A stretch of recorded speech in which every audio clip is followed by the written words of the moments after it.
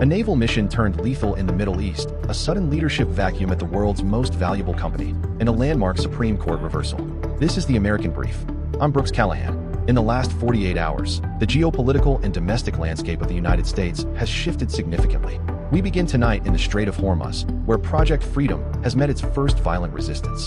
The U.S. Navy has officially launched Project Freedom, a high-stakes operation to break the Iranian blockade of the Strait of Hormuz. In the last 24 hours, the situation turned lethal as U.S. Central Command confirmed it destroyed 6 Iranian fast boats that were allegedly harassing commercial tankers. While Washington maintains the strike was a necessary defense of global shipping lanes, Tehran claims 5 civilians were killed in the engagement. With the UAE already intercepting a barrage of Iranian missiles and drones, the region is currently at its most volatile point since the 2024 regional escalations. Next development is about Supreme Court stance on abortion pill access.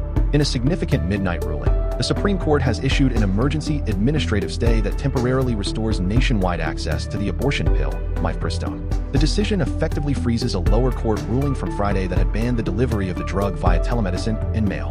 This move preserves the status quo until at least May 11th, allowing the justices time to review a case that could fundamentally alter reproductive healthcare access for over 60% of American patients who rely on medication abortion.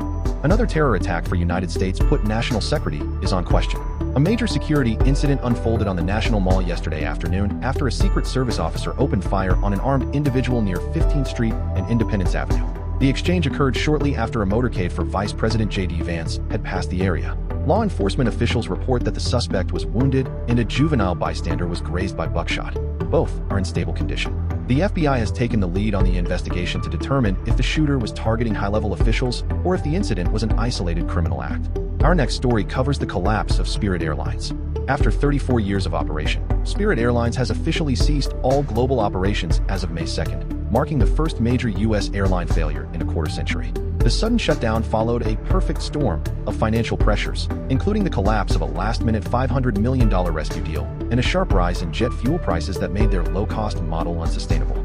Thousands of passengers remain stranded across the country, while competitors like United and JetBlue have begun offering limited rescue fares to accommodate those left without flights.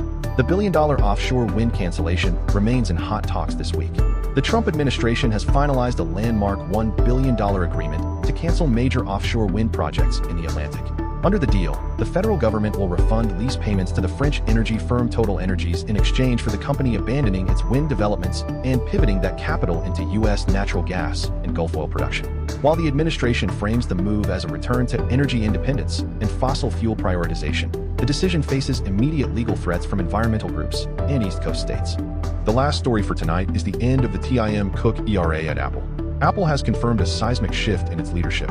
Tim Cook will officially step down as CEO on September 1st, 2026. Cook, who oversaw Apple's growth into a $3 trillion giant, will transition to executive chairman, while John Ternus, the current head of hardware engineering, takes over as CEO. Ternus is an Apple veteran of 25 years, and analysts expect his leadership to signal a more aggressive pursuit of AI and robotics as Apple looks beyond the iPhone for its next era of growth. All these updates will affect the economy of the United States, and new laws will change the perspective.